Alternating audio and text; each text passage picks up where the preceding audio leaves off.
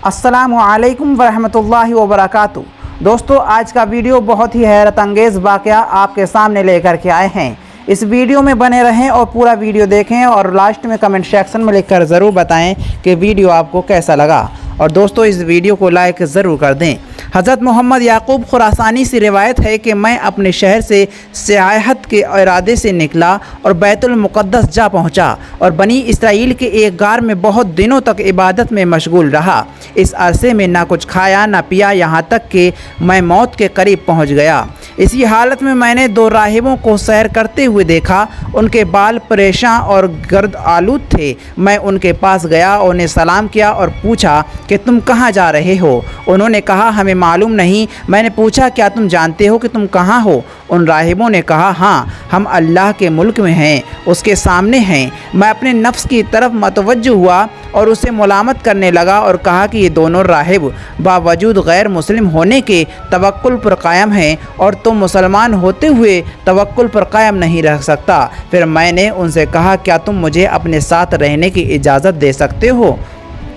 उन्होंने कहा, बेहतर है, आप हमारे साथ रह सकते हो। चुनांचे हम तीनों चले। जब शाम हुई तो वो दोनों राहिब अपने माबूद की इबादत करने लगे और मैंने अल्लाह ताला की इबादत के लिए तयम्मुम किया। वो मुझे मिट्टी से तयम्मुम करते देखकर मुस्कुराए। जब अपनी नमाज पढ़ चुके तो उनमें से एक ने अपने हाथ से ज़मीन खो दी और मोती की तरह चमकता हुआ साफ शफाफ पानी वहाँ से निकला। मैं हैरान रह गया और फिर देखा तो उनके दाईं जानिब खाना तैयार रखा हुआ था। उससे और ताज्जुब होने लगा। उन्होंने मुझसे कहा, तुझे क्या हुआ है जो हैरान है? आगे बढ़ और इसे खा, तो हलाल रोज़ी है, और ये ठंडा पानी पी और अल्लाह करीम की इबादत कर। मैं आगे बढ़ा और सब ने मिलकर खाना खाया और पानी पिया। फिर नमाज के वास्ते मैंने वज़ू किया और नमाज अदा की। सुबह हुई और हम तीनों सफ़र के लिए तैयार हो गए और शाम तक चलते रहे। शाम हुई तो एक जगह ठहरे। एक राहिब ने हमसे ज़रा दूर नमाज पढ़कर चुपके से दुआ की और फिर अपने हाथ से ज़मीन खोदी तो पानी का चश्मा वैसे ही निकला जैसे कल उसके साथी के खोदने से निकला था। उसके पहलू में खाना भी रखा हुआ तैयार था। उस राहिब ने मुझसे कहा, आगे बढ़ और कुछ खा और पी, अपने परवरदिगार की इबादत कर। चुनांचे हमने खा पी कर नमाज के वास्ते वज़ू किया और बाद अज़ां देखा तो पानी ज़मीन में इसी तरह चला गया था जैसे यहाँ था ही नहीं। जब तीसरी शब आई तो उन्होंने कहा, ए मोहम्मदी, ये रात तेरी है और आज तेरी बारी है। हज़रत फरमाते हैं कि मुझे उनके इस सवाल से बहुत शर्माई और दिल पर एक अजीब कैफियत तारी हो गई। मैंने उनसे कहा, इंशाअल्लाह अच्छा ही होगा। फिर उनसे हटकर एक तरफ को गया मैं और 2 रकात नमाज पढ़ी और कहा, ए मेरे मौला, ए मेरे मालिक, तू जानता है कि मेरे गुनाह बहुत हैं, जिसकी वजह से तेरे नज़दीक मेरा रुतबा और मर्तबा कुछ भी नहीं है, ना मेरा मुँह इस काबिल है। लेकिन मैं हुजूर सल्लल्लाहु अलैहि वसल्लम के वसीले से मांगता हूँ कि मुझे इन लोगों के सामने शर्मिंदा ना किया जाए। जब मैं दुआ से फारिग हुआ तो मैंने देखा कि एक चश्मा जारी है और मेरे पहलू में खाना रखा हुआ है।